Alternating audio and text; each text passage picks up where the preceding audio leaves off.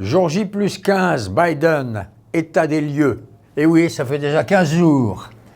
Un ami américain me disait, on nous a tellement parlé de Trump pendant 4 ans, que le fait de ne plus entendre son nom, de ne plus entendre sa voix, devient un phénomène quotidien extraordinaire.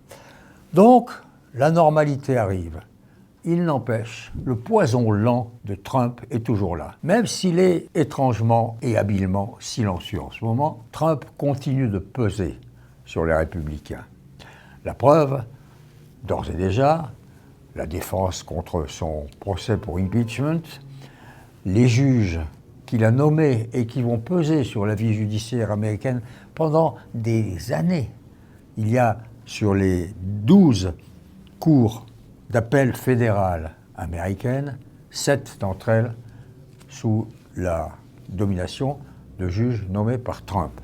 Donc ça continue d'exister. Et puis, l'autre élément intéressant, l'état des lieux donc, c'est qu'on découvre enfin que ce n'était pas spontané, cette histoire du 6 janvier au Capitole. Ils ne sont pas arrivés comme ça d'un seul coup. C'était organisé.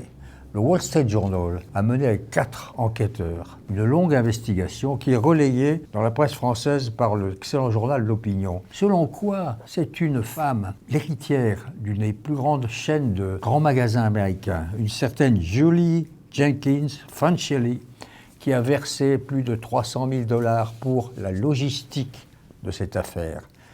Ils ont été transportés, logés, nourris, tous ces gens-là. Ils ne sont pas venus comme ça par hasard.